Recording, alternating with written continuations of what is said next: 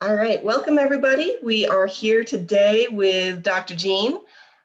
Just a little bit of housekeeping. We do have the slides of this available on the diagnostic website. I'll put those in once we've gotten started in the chat so that you can find it.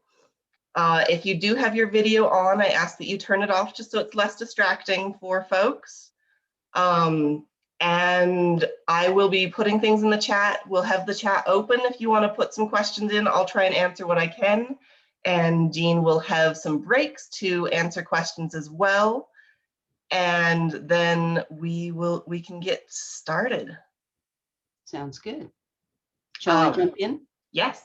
Okay, well, good morning, everybody, and welcome to the Master Gardener Soil Knowledge Review.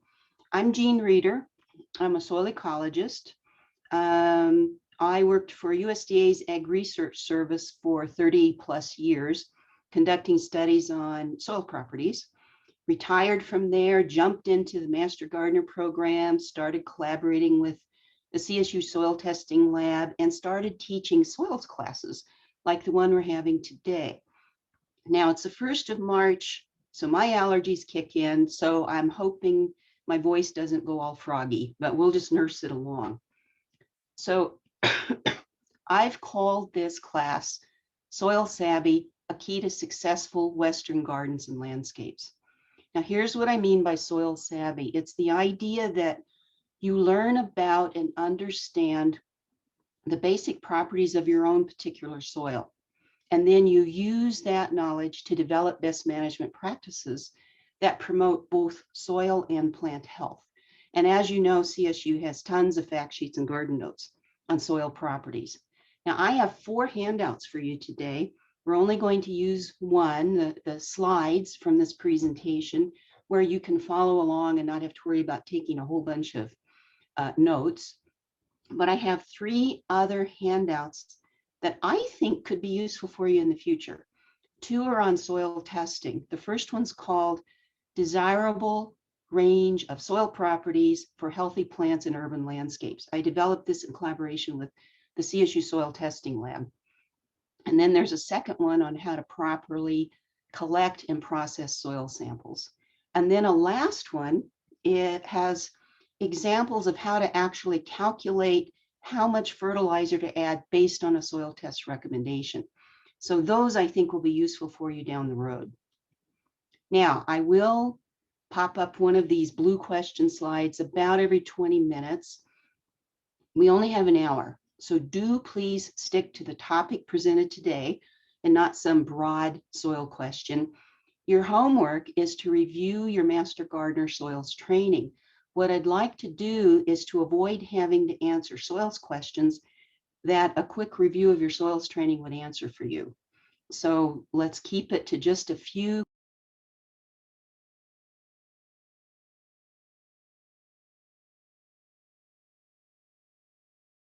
Jean, you just got muted somehow. That. There we go. Where did we lose me? It wasn't very long at all. Okay. So in other words, do keep the questions brief and to the point of today, because we only have an hour. Here's what I want to do today. I want to start with discussing 5 fundamental points of soil savvy. I want to then move into management practices for building and maintaining soil health. And then finally, I'm hoping I have at least 15 minutes to talk about examples of soil issues to consider when you're addressing plant problems. So 5 fundamental points of soil savvy. The first is healthy plants depend on a healthy soil. Over 80% of all plant problems you will ever see are related to the conditions of your soil, and yet the soil is a resource most people know the least about. Okay, there we go. Soil is a fundamental component of any landscape. It is crucial to plant health. We need to appreciate this. It supplies the nutrients in the water that plants need for growth and reproduction. It also supplies oxygen that roots need for metabolic processes. We tend to forget that roots need oxygen as much as they need water. If your soil's not healthy, the plants aren't going to be healthy either. So what I want to focus on in this hour is the concept of if we manage for a healthy soil, then healthy plants follow.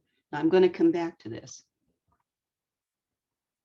Number 2, we live in a semi-arid climate. This makes our soils different than soils that were formed in wetter climates, maybe than the soil you knew before you moved to Colorado. So we need to manage them differently. Soils formed in dry climates usually have a high pH. This means the pH is greater than 7.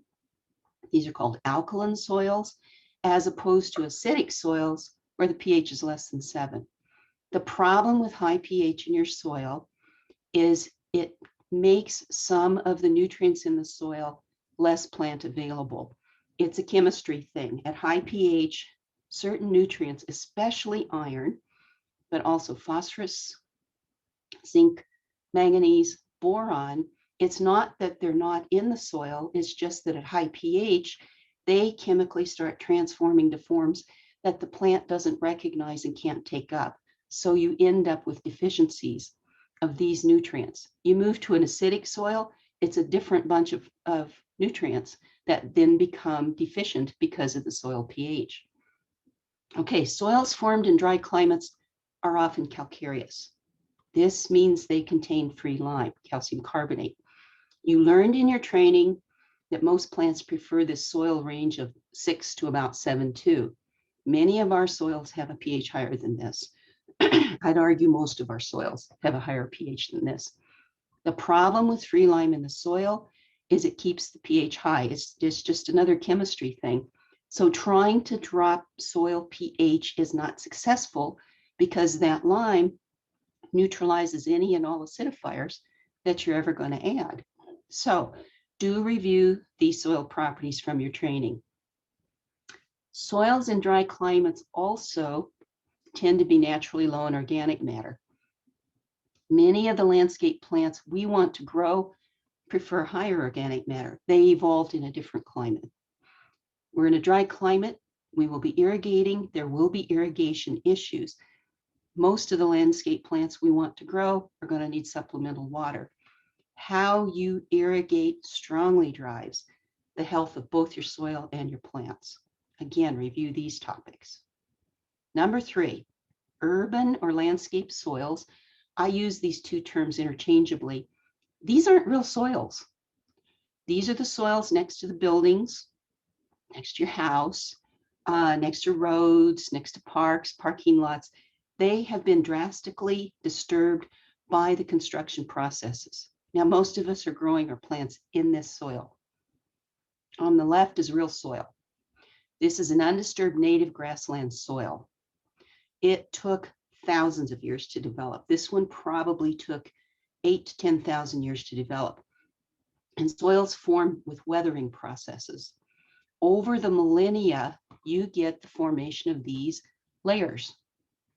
You get the formation of a topsoil called an A horizon. It's rich in organic matter and roots and microbes. Then you get the formation of a B horizon, a subsoil, fewer roots, less organic matter, fewer microbes. But it's a zone of accumulation. So this is where you find clay accumulating. And then at some depth, you find a C horizon, which is parent material. This is sediments or rock or broken up rock.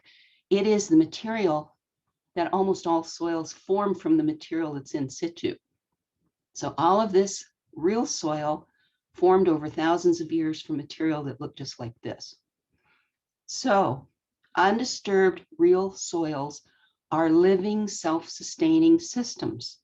Nobody goes out to the prairie and feeds it, fertilizes it, waters it, mows it. It is a tightly cycling, self-sustaining system. It feeds itself. Now, real soil, then we plant a subdivision on this real soil. Your soil ends up looking something like this profile.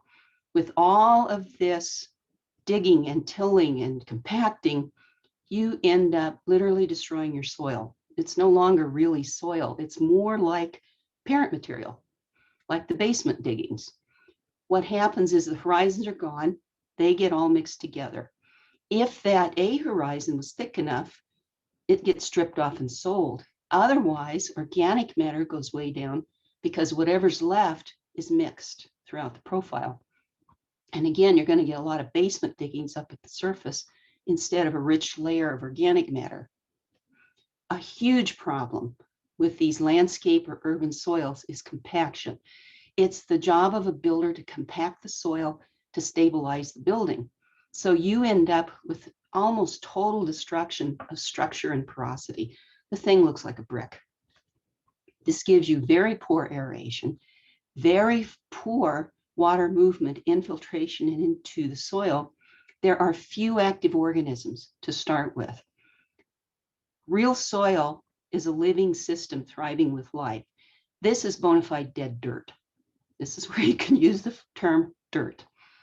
This stuff needs help. If we expect our plants to live in this, management really matters. Now, number 4, adding too much stuff to the soil is a common problem and usually will lead to poor plant health. You think you're doing a good thing, you're actually hurting your plants. By stuff, I'm talking about fertilizer, composts, any pesticides you use, and I'm going to come back to this. Number 5, I am a strong advocate of using soil testing as a landscape management tool. And that's because it's the best way to check the growing potential of your soil. It takes the guesswork out of decision making. Do I need to add some fertilizer? Well, soil test tells you the concentrations of plant available nutrients in the soil. So depending on what you want to grow, you will then know whether that amount of nutrient is deficient, in which case the soil test gives you a fertilizer recommendation for fixing the deficiency, or you will know that that concentration is sufficient for the plants you want to grow. So then you do not add fertilizer, or it will alert you to the fact that the plant available nutrients, or some of them, are excessive, which means you better be thinking about changing your management strategy. Same thing with compost. Do I need to add some compost to my soil?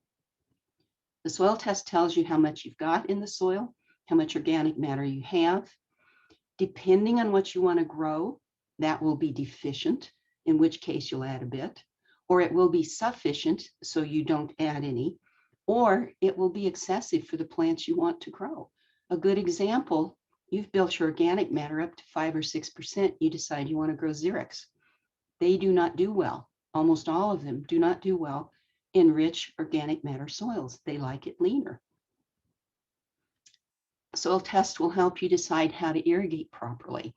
And that's because soil texture and organic matter, 2 properties you get in a soil test, are strong drivers of irrigation strategy. Now, the test alerts you to whether you have salinity problems, and it also tells you your soil pH. So then you can get an idea of, is the soil pH you have even remotely acceptable for the plants you want to grow? So when I talk about getting your soil tested, I'm talking about this route in the pictures on the right. Properly collect soil samples, process them, and send them to a lab for real chemical analysis. I'm not talking about going to the local nursery and for less than 20 bucks picking up some of these cute, seriously, they're just toys, for measuring plant properties. You know, this one will give you pH, and do you need N, P, or K? I think this one will talk about moisture, different properties. These are really fun to work with kids. But the bottom line is they are absolutely too inaccurate to make good management decisions. You don't want to make decisions on adding stuff to your soil based on the data that comes from one of these. The whole concept with using soil testing as a tool for making good management decisions is the idea of, before you make those decisions on what to add, what kind of plant, how to irrigate, get your soil analyzed, learn the basic properties, use those data points, use that knowledge then to develop a really good management strategy. That way you're making best management decisions. It's kind of simple. How do you know what to do if you don't know what you're working with? Now, I really view soil testing as one of the most powerful tools you can have in your toolkit in terms of managing your plants, but it can't tell you everything. A soil test isn't going to tell you whether how you irrigate is the main problem for your plants. You're a lousy irrigator. You overwater, you underwater, you're too inconsistent. A soil test cannot tell you whether disease or insects or weeds or just plain too much shade, too much sun, or picking a poor plant variety for the area. Those may be the main problems you're encountering, and a soil test can't tell you that. And I think really importantly, a soil test cannot tell you whether or not your soil is compacted. And compaction is the primary factor limiting plant growth in these urban soils. It will affect both your plants and your soil organisms. Now, I urge you to take a look at those other handouts. The table 1, desirable range for soil properties for healthy plants. This is actually a crib sheet that I developed with the CSU Soil Testing Lab as a tool to interpret soil test data. But I'm finding it's really kind of a useful tool for reviewing soil property preferences for different plant types. Lawns have different plant nutrient needs and organic matter preferences than xeric plants or than trees and shrubs or than your veggies. Different plant types have different preferences. And this is kind of a nice succinct review of those different plant types and what they prefer. Also take a look at this one, the collecting and processing soil samples for analysis by a soil testing lab. This is really important. If you don't collect and process a soil sample correctly, you can't trust the data and you've just wasted your money. Now, here's a heads up. The CSU Soil Testing Lab is in flux. The lab director is retired and the lab is scheduled to move to Denver in 2022. So it is in flux. If you want to send soil samples, they're still accepting samples, but I would call first because things just are changing. Now, this table 1 is a nice tool for interpreting soil test reports, but it was designed using CSU methods. Okay, so it's accurate for those methods. Now, different labs can use different valid methods for analyzing the soil properties. This is particularly true. There's a lot of methods for measuring nutrient concentrations. So table 1 may or may not be accurate for data from other labs if they're using different methodology. Now I'm going to start working on this and try to improve table 1 so that it also covers the methods used by other labs, but this is kind of a big job, so it's going to be a while. Now, any questions so far? How are we doing? Yes, we had a question of if we did a soil test and they said they wanted to plant shrubs, can they use that same data to plant native shrubs? Oh, yes. Oh, yeah. What? Because table 1 will help you with this. What you've got is the actual data, assuming the sample was collected properly, represents the site you're talking about, then you get the data. Now, if you want to, instead of some kind of a non-native shrub, use a native shrub, there are categories for preferences of organic matter for xerics and natives versus just regular old landscape plants. So it's in table 1 on, pretty sure, yeah, page 2 is really big on that, talks about all the different preferences. It's talking about organic matter, but also when you look at nutrient needs for these different kinds of plants, that's covered too. Lawns are separated out from xerics, are separated out from just regular old trees and shrubs. How's that? Is that good? Yes, that sounds great. Otherwise, most of the questions that have been coming in have been logistical about soil samples. Oh, okay. And there's a good write-up on that, or that one handout. We do on the website, the diagnostic website, we have 3 different resources. That table 1 that Dr. Jean was referencing, how to take a soil sample and calculating fertilizer rates. Yeah, those are the result of years of doing this and finding out what's not clear, what I need to know. And so it's iterative and they're pretty handy. And I would love feedback if there's something that's not clear or something I didn't even think about. I always want to make these better. So anytime you use one of my handouts and there's a problem, I want to know so that I can fix it. Okay, shall we move on? Are we good, Cassie? Yep, I think we're great. All right, let's move on to this section on management practices for building and maintaining soil health. So I started out saying healthy plants depend on a healthy soil. So what makes a soil healthy? Well, the main criteria for soil health is the presence of active organisms in the soil. It's not just the microbes, it's the bigger critters too, the insects, the worms, and so forth. Healthy soil is a living ecosystem. That's why that brand new subdivision moonscape of a so-called soil you get right after a house is built is not a living soil. It hardly has any microbial activity at all. But a healthy soil, a living ecosystem. Now, you learned in your training that soil organisms conduct a lot of processes that will directly influence the health of your plants. Some of these are harmful, and that's where we're talking about pests and pathogens. Most processes conducted by soil organisms are beneficial to plant growth and plant health. And you learned about the decomposition processes and aggregation issues, specialty organisms such as rhizobia and mycorrhizae. Review your training on microbial processes.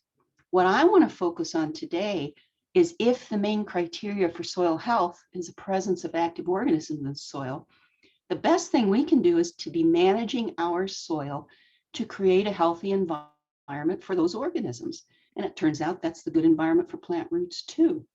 There's no need to inoculate soil with beneficial organisms. My old soil micro instructor used to say, if you create a healthy environment, they will come. Soil organisms are astoundingly able of colonizing themselves anywhere and they will thrive as long as you've given them a good environment. Now, you did learn in your training about maybe adding rhizobia first time you plant peas and beans, and the whole issue of inoculating with mycorrhiza, and the fact that you get variable results. The big thing is to focus on making a soil environment where those beneficial organisms will thrive. So, what's a healthy environment look like in the soil? Well, ideally, if you could pull out a core of soil, ideally it's half solids and half pore space. The solids are going to be primarily mineral, sand, silt, and clay, and the plants get a lot of their minerals from this. There will be a smaller proportion of organic matter. Plants get their nutrients from the solid part of the soil. Ideally, that soil core then is half pores, and the ideal there is it's half full of water and half full of air.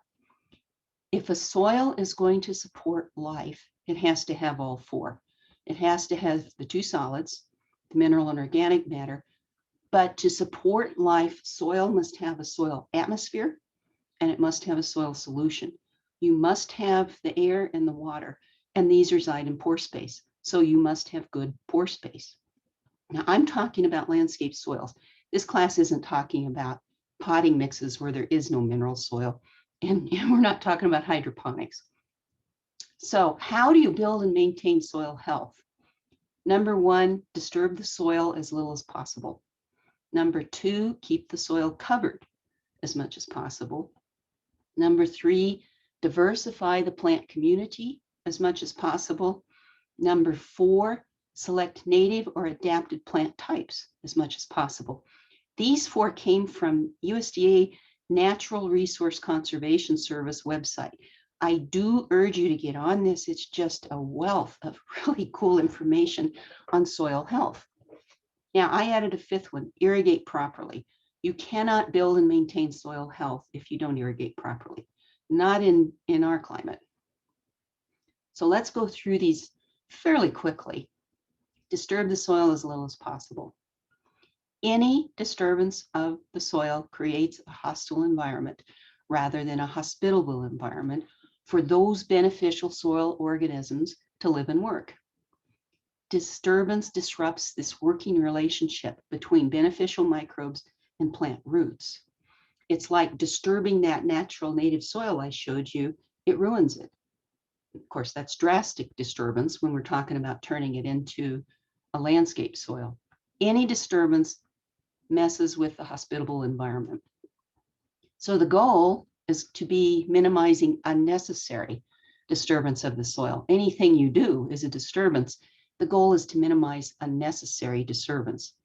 When you think disturbance, we tend to think physical disturbance, compaction, digging, tilling. Remember what compaction is. It's a reduction in large pores and aggregate size. So here's a healthy soil, about 50% pore space, lots of large aggregates, medium, small aggregates, lots of big pores, healthy soil. Then we compact it. We break up the big aggregates into smaller ones, and you start losing a lot, if not all, of the big pore space. You end up with something that looks like this. And here's what it looks like in the real world. These soil samples were picked up side by side. This is, to the right, is a tire track. And this is the soil directly adjacent to it, between tire tracks, and it had some residual plants that were growing on it. Not compacted, compacted. Huge difference. Now, when you compact your soil, what you do is you really slow down water movement into and through the soil. You can just see how tortuous this path is compared to the pores in yellow here. Oxygen levels start going down. When you have mainly small pores and water's moving slowly through the pores, water will hog the pore space. There's just not enough pore space for good oxygen levels, for good air levels. You end up with a decreased rooting volume. Compacted soils are poorly aerated. Roots won't penetrate poorly aerated soil, even when the moisture is adequate. So here's an example. You have a compacted soil, compacted subsoil. You get this shallow, small rooting volume. The roots will not penetrate compacted soil, even if it's moist. So you end up with roots volume that looks like this compared to a hypothetical that should be deep and wide and a big volume. Smaller rooting volume, decreased rooting depth. These two limit plant uptake, or water uptake. This enhances drought conditions. These two limit nutrient uptake. This enhances nutrient deficiencies. These are stressed plants. They do not have the rooting volume they need to take up water and nutrients. So review what you learned about soil compaction. And you learned about using paths, using mulch, aerating, lawns, avoid excessive tillage, stay off wet ground, even your lawn, stay off wet ground. Also review textural interfaces. You learned about textural interfaces and the need to break them up. This is that sharp boundary between a berm or a raised bed and the in situ soil. And if you don't break that up, you're really inhibiting water flow through into the in situ soil and oxygen recharge. Now, so minimizing unnecessary disturbance. We tend to think of physical disturbance, but we need to realize that there are chemical disturbances. Anything you add to the soil is a disturbance. So the goal is to minimize unnecessary additions of stuff to your soil. Whether it's using a pesticide, boy, use them properly and only when you need to. But when you add organic amendments and fertilizers to the soil, these are also actual disturbances. So it behooves you to know whether you're making an improvement or whether you're actually making a negative disturbance. Review what you learned about adding fertilizers and organic amendments. Also take a look at those handouts. Now, over-fertilizing is a common problem in landscapes. The goal should be to use only the fertilizer needed to fix a nutrient deficiency. So you've got a nitrogen deficiency, you add nitrogen fertilizer. There's a problem when you love to add these blends. Only nitrogen is deficient, you fix that, but you're adding P and K that weren't deficient. You're adding nutrient when they weren't necessary. And some of our fertilizers have a lot more than NPK. They've got all the micronutrients too. So when you add a fertilizer when none was needed, or you add lots when only a little was needed, all you're doing is adding excess salt to the soil, maybe building a salinity issue, because plants just don't take up much more nutrient than they need at that time. So if you're adding nutrients, fertilizing at the end of a growing season, there's no desirable plant there to be using it. You need to add only what is needed and add it in the right timing. So you over fertilize, you could end up with salinity issues, you could end up with nutrient imbalances. And what that's about is too much of one nutrient can interfere with the uptake of something else. Too much phosphorus can actually start inducing iron and zinc deficiencies. You will end up with pollution issues. Nutrients don't just hang around. You really shouldn't think of banking plant available nutrients in your soil for down the road when the plant's ready to use it. You learned about excess nitrate in the soil will leach and contaminate the groundwater. You learned about excess phosphorus in your soil. It doesn't tend to leach, but it will run off or be in the surface runoff that goes off your land. And that contributes to algal blooms in our ponds and lakes. That's eutrophication. So again, review those handouts. There's more information in there. Same thing with over amending. Adding too much compost is a common problem in landscapes, especially in our annual beds, like our veggie gardens or an annual flower bed. So I get the question, should I add some compost? That's probably one of the most common questions that master gardeners get asked.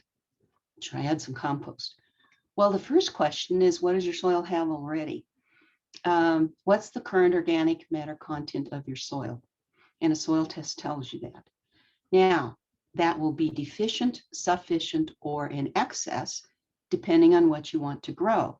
And different types of plants have different preferences for organic matter content, low, moderate to high. So depending on what you want to grow, what's already in your soil in terms of organic matter may be deficient. If so, you add a bit. May be sufficient, you don't add any. Or maybe in excess, and you may need to change your management strategy. One point I want to really stress, and I can't stress enough, is don't build up your soil organic matter content to higher than about, let's say, 6%. You know, if it's 6.1, your plants aren't going to drop dead or anything, but about 6%. When you build it up higher than this, you start running into problems. Now, building it up to 6% is for veggie gardens. They like high organic matter, or for some of the ornamentals in your lawn or your yard that really do like a rich organic matter concentration. Do review your training. Remember, you learned about for an annual bed, if you're going to build up organic matter, you're only going to add an inch of plant or animal-based compost and around 2 inches of plant-based. Add that depth, till it deep, dilute this stuff, till it very deep. But you only do that. That's all you would do in a year, but you only do this until you reach 5 or 6% organic matter in the soil. This may only take one dose, 1 year. It may take 2 or 3. But if you're going to be routinely adding compost to your soil, you need to be knowing just how high you're building that up. And that's where soil testing is a powerful tool. When you reach kind of the high end of high organic matter, about 6%, then you go into maintenance mode. That's what I call it, where you're not routinely adding compost every year. You use good management practices, organic mulches, cover crops, and an occasional addition of compost to protect and replenish that 5 or 6% organic matter. It's a balancing act between, with time, you lose organic matter. If you want to keep it at 5 or 6% for, say, like a veggie garden, you're balancing between adding more compost and losing organic matter with time. Good management practices like a good organic mulch to protect the soil surface, cover crops will replenish the organic matter you have, the occasional addition of compost. And I can't tell you exactly how to do this because every garden is different. But the key is if you're adding compost year after year after year, you may not know it, but you're heading towards an over excess, and that'll give you problems. Review what you learned about how to add organic matter to perennial beds. You're mainly stuck with the use of organic mulches. You really can't till compost into a perennial bed without ripping up the roots. This is covered also in that table 1. There are negative consequences of over amending. You add too much, you end up with buildups. Buildup of salt to levels that can harm or kill your plants. Buildup of excessive concentrations of plant available nutrients, well beyond what the plants are ever going to need and well beyond what the microbes need. You get into those nutrient imbalances we talked about with fertilizers. High nitrate inhibits flowering and fruit set. You overload your veggie garden with nitrate, and there goes your tomatoes crop or your potato crop. You get into giant green growth mode and you won't get any fruit. And you get back into these pollution issues. An abundance of plant available nutrients in the soil beyond what's needed, you're heading for pollution issues, as well as nutrient imbalance issues. Now, the quality of the type of organic amendment you add matters as much as the quantity. The manures and manure-based composts are 2 to 5 times saltier than plant-based composts. And if I had time, I'd show you tables of data on the quality issues of these composts. But for now, just take home this little rule. The manure and manure-based ones are way more salty. You cannot add a lot of these without salting up your soil. Number 2, keep the soil covered as much as possible. Review what you learned about mulches, what kind of mulch belongs where in your landscape. Using mulches to protect bare ground is a really good idea. If there's not a living plant on that spot, and get a mulch around it. Bare ground is a bad idea usually. Soils dry out. They get too hot or too cold, too hot in the summer, too cold in the winter. This will kill plant roots. It will lower microbial activity. They will compact more easily. They are exposed to more wind and water erosion. And you get increased weed seed germination. Try to keep your ground covered. Number 3, diversify the plant community as much as possible. Monocultures generally are not healthy systems, whether it's 200 acres of corn or 2 acres, this giant bluegrass lawn. The main problem is huge swaths of one type of plant encourages diseases, insect pests, and weeds. So the goal here is break it up, crop diversity. So veggie gardens, all kinds of different veggies growing side by side and rotate those crops. And in terms of landscape plants, instead of this 2 acres of bluegrass, look to do things like these pictures. Strips of lawn surrounded by trees and shrubs and a diversity of ornamentals. Same thing here, same thing here. Avoid massive spaces of the same kind of plant. Number 4, select native or adapted plants as much as possible. It's just plain hard to fight your soil and win. The voice of experience, the soil is going to win. Now, we live in a dry climate. We have harsh growing conditions. So plant selection is especially important. When you get a chance to pick a plant, just realize natives and plants that evolved in a similar climate will tolerate our soil conditions and our climate better than will plants that evolved in a wetter climate. A lot of the popular landscape plants we love to grow, sorry, my mouse is going nuts, have a high susceptibility to iron chlorosis. They evolved these plants in wetter climates in neutral to acid soils. They don't really like it here. Now, this list of popular landscape plants with a high susceptibility to iron chlorosis, I got this from the Garden Notes 223. And when you look at it, it's a list of a lot of our favorites. It's our fruits, some of our favorite conifers, favorite ornamentals, favorite deciduous trees, favorite shrubs. It doesn't mean we can't grow them. We do grow them. It just means that in our high pH soils, it's going to take more maintenance. It's going to take more effort. And these may and will likely die younger and never be as big and as lush and as gorgeous as they would be in their natural habitat. Now, as an alternative to those popular landscape plants, think about, when you get a chance, select plants that are less susceptible to iron chlorosis, better adapted to our soil properties. They don't mind living here. So CSU has all kinds of fact sheets on xerics and wildflowers and native plants. Take a look at Plant Select at their website. This is that collaborative effort of Denver Botanic Gardens, CSU, and regional growers. And they are selecting varieties of different types of plants, the trees and shrubs and ornamentals, to grow out and to see which varieties are doing well. I also like to get on to the High Country Gardens website. They sell certain plants, not everything. What I really like is this is some of the best information I've found on soil property requirements of different plants. You can actually go in and do a search for plants that quote unquote tolerate clay soils. And if you're stuck with a clay soil, this is a great tool. Now, you won't find every plant you're looking for because they only talk about the plants they sell, but it's a great place to start. It's a good tool. Now, fifth, irrigate properly. Improper irrigation is a major cause of Colorado landscape plant problems, hands down. Some people water too much and they water too often.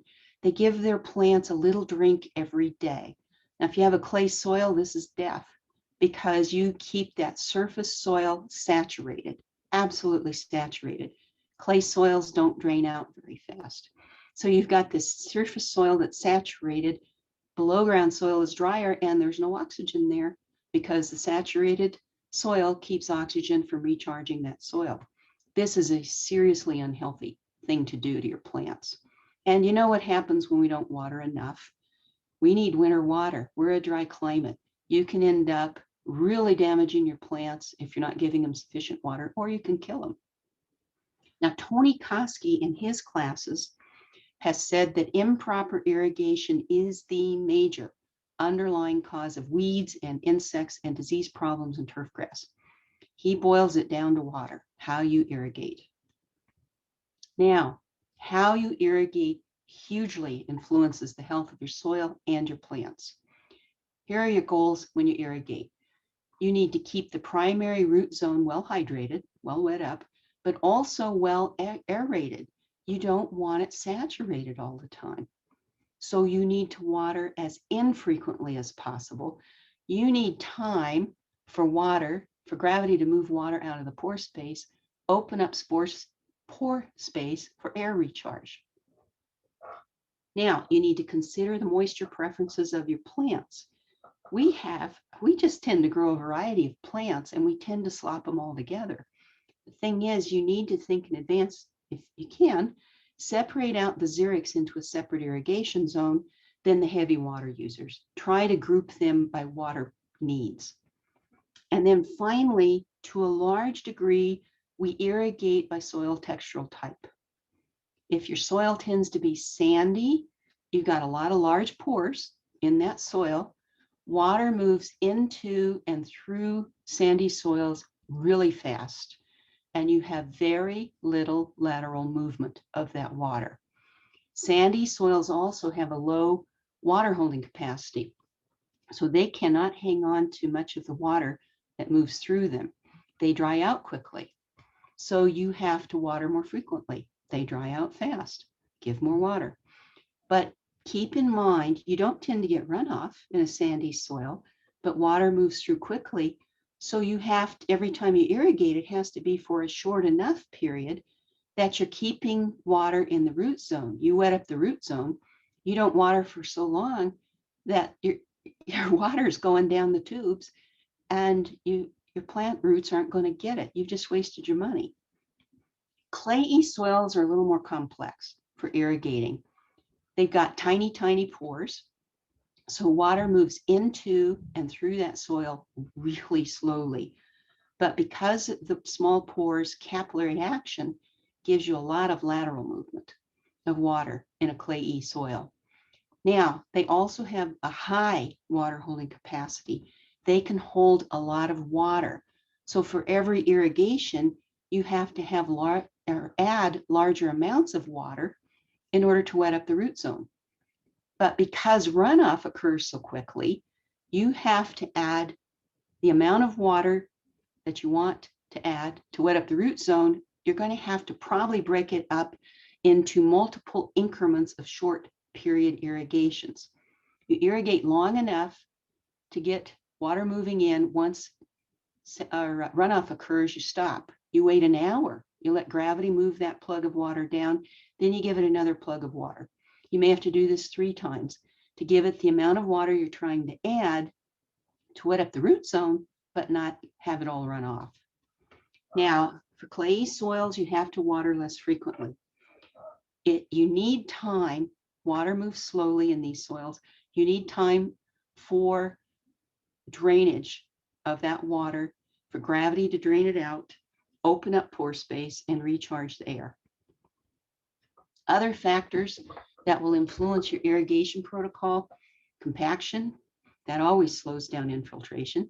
Slope or aspect. Are you trying to irrigate a steep slope? Are you on a north-facing slope or a south-facing slope? What kind of irrigation system are you using? Drip? Sprinkler? What type of sprinkler? Is it a large drop, misty, small drop? Output rate, 1/2 inch, clear up to 2 inches an hour? The bottom line with irrigation is you've simply got to experiment to develop the optimal irrigation strategy for your soils and for your landscape plants. There's no magic formula I can say, add this amount every 3 days and you're good. You have to just plain experiment, and then you have to adapt if you get a lot of rain versus it's hot, dry, and windy. Now, let's, before I jump into examples, how are we doing? Any questions? A little bit more specific question that you just sort of answered, but how do we ensure proper irrigation of things like trees and shrubs surrounding a lawn? Surrounding a lawn. Well, Cassie, you're probably better than I am at this, but you have to do the winter watering, of course, and that's the what, 1 inch per month if you don't get moisture. Yep. But those trees are usually in some kind of a bed, and some people do actual separate drip irrigation for those. And it depends on the type of tree. Some are pretty darn xeric and others are not. So it'll depend on the tree's needs. Sometimes they get enough with irrigating the lawn if the lawn is right next door to the tree. So Cassie, have you got any other thoughts for this? My main one would be to get really, really skilled with a technical tool called a screwdriver. Yes. And determine what your soil feels like when it's wet versus when it's dry, and figure out how much water you're putting down and how you're putting your water down to get the soil nicely wet, but not soaking wet, not standing water level of wet. Exactly. It's really tough because it's below ground. You can't look at it and see. And the screwdriver test is a really good one. I have that in one of the examples coming up. You know, if you can, how deep can you stick a screwdriver into moist soil, not dry soil, moist soil? And you can tell where the compaction is because you go down whatever, maybe 6 inches and clunk, clunk, clunk. This is beyond, this question is way beyond the time we have today, but it takes a lot of experimenting. It takes a lot of paying attention and monitoring, because whatever you worked out that works well won't be good for next month. if the climate conditions change, the temperature changes, it's hotter, it's wetter, it's whatever, you keep modifying. And the more you know about your soil, the more you know how water moves through it and how much water that soil holds on to. Any other questions? Are we good, Cassie? I don't see many others. There was a comment, the screwdriver results are difficult to interpret due to small rocks. That's definitely a good point. Yes, if Oh, you yes. have rocky soil, then yes, it definitely makes it more difficult. And with trees, you hit the roots. It's so hard to collect a soil sample or to do the screwdriver test with trees because you're clunking into actual roots and you don't want to be damaging them. There's no easy answers. There was also a couple of comments about soil moisture meters, and I know you talked about that briefly at the beginning about soil moisture meters that you can buy as a homeowner, not generally being the most accurate. No, one of the things I've always wanted to do, and I don't have a research budget anymore, is buy everything from the $20 little toys that you can get at the store, clear up to research grade stuff that some scientists use for field measurement, and then just play with them. But this takes a lot of time and a lot of money and a lot of soil testing, and I just haven't gotten to it. But as I hear of good home tools that are good enough to trust, I'll pass that along to you extension folks. But that's been on my bucket list and I haven't dealt with it yet. All right, we've got a couple more questions that have come in. Is irrigation rate based on ET adequate for fruit trees? Oh, I'd like to pass on that one. That's going to take a lot more time than we have. And you need to be talking to the extension folks that know way more about irrigating fruit trees. The thing I know about irrigation is I talk about how water works below ground, but I am not the expert on irrigation. So I would pass on that one to talk to you extension folks that know how to irrigate fruit trees. Yeah, fruit trees are definitely a little bit more of a tricky one. They're a bit of a diva compared to some tough old juniper in the corner. Any others? And then one more good one, and then we'll move on. When is it best to remove and replace extreme clay soil, no organic matter? Oh boy, we got all day. It depends on what you're talking about. I don't think most people have the budget to go in and literally remove 2 feet of clay junk soil and try to replace it. And one of the hardest questions I get, well, the most common I get asked is, where do I buy some good topsoil and where do I buy some good compost? And there's no good answers because it's a moving target. You find a decent topsoil at some vendor, and that when that pile's gone, he's got to find something else. Most of the soils are basement diggings. So if you're going to go buy soil, you don't want it to be as clayey as what you've got. You got to think about, I don't want an exorbitant pH. I don't want it to be salty. I don't want it to be full of lime. I want the texture to not be a heavy clay, to be more of a loamy thing. Doesn't matter if there's no organic matter, you can fix that with good stuff. But you don't just easily, luckily find a good soil to replace it with. I think you're better off with trying to improve the clay soil you have. And things like, depends on where we're talking in the landscape, but cover crops are a spa for soils. They will break up compaction deeper than any rototilling will. They are adding organic matter naturally with the decomposition of the roots with depth. They have better chemistry in terms of what they do to the soil than any compost you'll ever add, including the best plant-based stuff. So if you can stick that into the soil and grow a year's worth of a good cover crop, and you're going to have to look up cover crops because we don't have time to talk about them. Other people, there's work out of Texas where they're adding expanded shales and some things like that, or squeegee, where they're trying to break up, but it's a soil replacement. You're using maybe 1/3 volume or so of this stuff to your clay soil. I'm not real experienced in talking about it more than that, but replacing it is problematic because it's hard to find anything better to replace it with, and we're talking yards of it, working on improving the clay soil is a better route. And you can be looking at Texas A&M University, TAMU, Google that, and improving soil clays. Now, we probably ought to move on because, oh my, it's going on 11 o'clock. So, and I wish we had half a day and we would just talk questions. But let's move on to this, examples of soil issues to consider when addressing plant problems.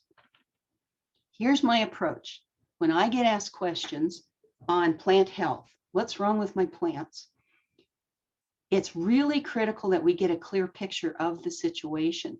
What's in the head of the homeowner may be entirely different than how they're describing it, and you're forming a picture that's not at all what they're working with. You need to get clear. What type of plants are we talking about? How old are they? What are the signs of stress over what time frame? Do you have some plants that just died over a period of 3 days? I mean, dead. Or do you have signs of stress? They're chlorotic, or they're shrimpy, they're not growing well, over a growing season, over a week, over a month. You need a picture. And then if they're new plantings, it's a good idea to get an idea of how well they planted them. When soils are hard and hard to work with, hard to dig, people don't often do a very good job of planting. If you don't put them in the ground right, you end up with chronic problems. Number two, where are these plants growing on the landscape? Is it on a slope? If so, what's the aspect? North facing, south facing, something else? Are they growing, how much sun, how much shade? Ask about, is mulch being used? What kind? How deep? And when was it applied? Is this scruffy old 50-year-old dust that used to be bark, or is it brand new fresh? How deep is it? Have they over applied? Have they under applied? Is there any soil test data? 9 times out of 10, no. You won't get anything on the soil data, which is hard for me to work with. You could ask something, you need to know about the soil as much as you can. You could ask, how old is your house? If it's a brand new subdivision house, the soil will be much harsher conditions than if it's a 50 to 100-year-old house, where with irrigation and time and fertilizers, you've mellowed out the soil. If it's a brand new house, it's going to be compact, likely hardly any organic matter unless they've added some, high pH, high lime, very compacted, nutrient issues, organic matter issues. Try to get an idea of soil texture, because that drives how water moves in the soil, and it drives how much nutrient and water the soil holds onto. Is it clayey? Is it sticky when wet? Is it brick hard when dry? Is it slow to drain through the soil? Do you get standing water? Or is it more sandy? Water moves through fast, dries out quickly. Is it gritty? You need an idea of whether that site is compacted.